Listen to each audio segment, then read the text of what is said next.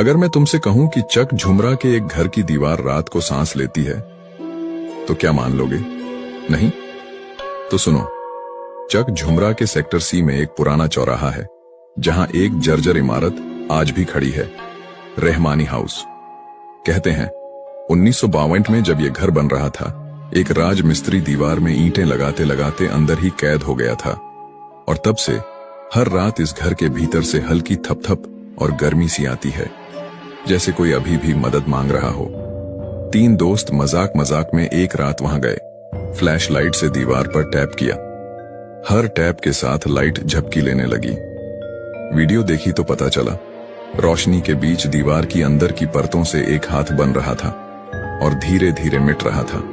सुबह जब लोग वहां पहुंचे, दीवार पर गीले पेंट के निशान थे और बीच में लिखा था फ्रेश प्लास्टर।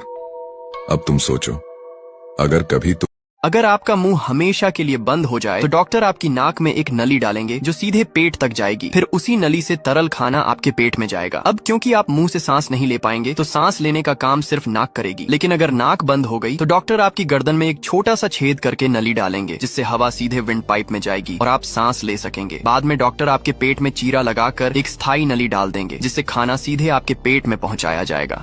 अगर रात में तुम्हारी खिड़की पर कोई दस्तक दे तो पर्दे मत हटाना। रात के 2:15 नेहा फोन स्क्रॉल कर रही थी।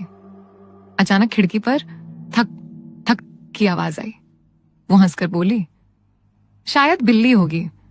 लेकिन फिर एक और आवाज आई, इस बार उसकी अपनी आवाज में, नेहा खिड़की खोलो ना।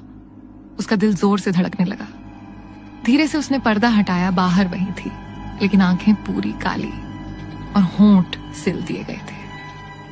फोन गिर पड़ा। स्क्रीन पर लिखा था इनकमिंग वीडियो कॉल। नेहा, क्या तुम हिम्मत रखते हो खिड़की खोलने की?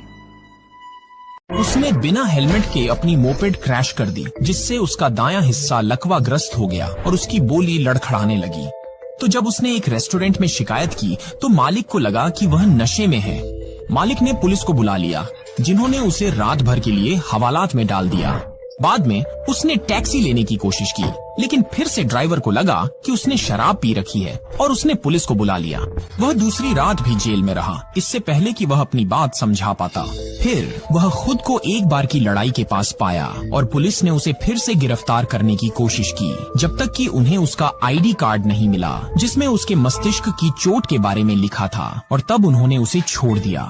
आखिर कुत्ता इंसानों का इतना वफादार क्यों है? अल्लाह ने जब हजरत आदम अलैहिस्सलाम के पुतले मुबारक को तैयार किया तो हर कोई खुश था सिवाय इब्लीस के। वो इस कदर हसद करता था कि एक दिन आदम अलैहिस्सलाम के पुतले के पास आके पेट पर थूक दिया, जिसके बाद अल्लाह ने हजरत जिब्रील को हुक्म दिया कि उस जगह की मिट्टी को निकाल कर कुत्ता बना दो। हजरत जिब्रील ने हुक्म की तामील करते हुए उस जगह की मिट्टी को निकाल कर कुत्ता बना दिया। इसीलिए कुत्ता इंसानों का इतना वफादार और उनसे मानूस रहता है, क्योंकि वो हजरत आदम अलैहिस्सलाम की मिट्टी से बना है। और नापाक इसलिए है क्योंकि उस मिट्टी पर शैतान का थूक लगा है। और रातों को जागता इसलिए है क्योंकि उस मिट्टी पर हजरत जिब्रील का हाथ लगा है। जानवरों में कुत्ता ही एक ऐसा जानवर है जिसको इंसान की मिट्टी से बनाया गया है। मछली के मुंह में जुबान क्यों नहीं होती? क्या आपने कभी सोचा है, अल्लाह ने हर जानवर को जुबान दी है ताकि वो बोल सके, महसूस कर सके, अपने दिल की बात कह सके। लेकिन मछली, उसके मुंह में जुबान क्यों नहीं है? कहते हैं जब अल्लाह ताला ने फरिश्तों को हुक्म दिया कि आदम अलैहिस्सलाम को सजदा करो, सब ने सजदा किया सिवाय इब्लीस के। इब्लीस ने इनकार किया और अल्लाह के हुक्म से वो आसमानों से गिरा दिया गया, जलील और मरदूद होकर जमीन की तरफ फेंक दिया गया। गिरते ही उसने समुंदर का रुख किया। वहाँ उसे सबसे पहले एक मछली नजर आई।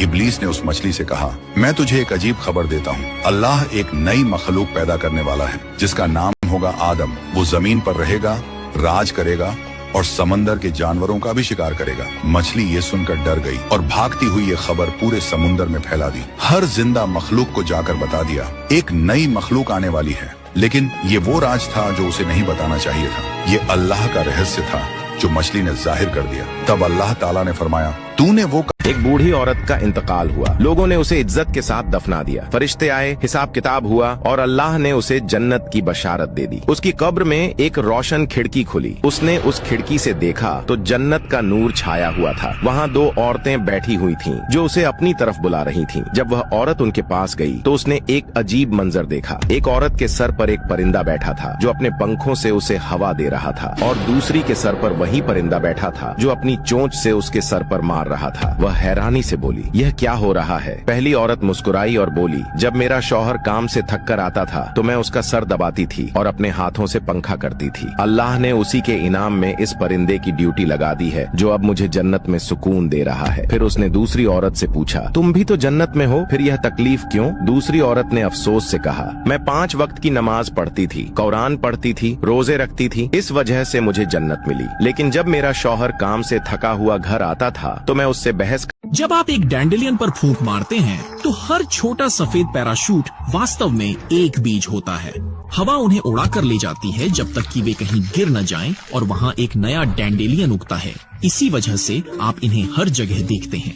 जब पीले फूलों की पंखुड़ियां झड़ जाती हैं तो बीज बढ़ने लगते हैं और वह सफेद फूली हुई गेंद बन जाता है और यह चक्र फिर से शुरू हो जाता है। अब ज्यादातर लोग इन्हें सिर्फ खरपतवार मानते हैं, लेकिन आप वास्तव में इन फूलों का इस्तेमाल सलाद में कर सकते हैं। पत्तियों को पालक की तरह पकाया जा सकता है और अगर आप जड़ को सेंक कर पीस लें तो इसका स्वाद वास्तव में थोड़ा कॉफी जैसा लगता है, यानी पूरा पौधा खाने योग्य है। आपको भी लगता होगा प्राचीन काल के राजा राजशाही जीवन जीता था, तो आप गलत हो सकते हो। दरअसल ये देखो राजा का टॉयलेट जो सीधा महल की दीवार से बाहर लटकता हुआ रहता था, जिसमें राजा टॉयलेट के छेद से अपनी छेद मिलाकर पोटी किया करता था, जो सीधे महल के नीचे नाले में जाकर गिरता था, जिसे राजा का नौकर साफ किया करता था। लेकिन इसमें भी एक प्रॉब्लम थी। कभी कभी टॉयलेट के बने रास्ते से दुश्मन सैनिक ऊपर आ जाते थे और सैनिक भाला को राजा के पीछा बारे में घुसाकर राजा का चीखें निकाल दिया करता था। अगर मैं तुमसे कहूं कि चक झुमरा के एक घर की दीवार रात को सांस लेती है,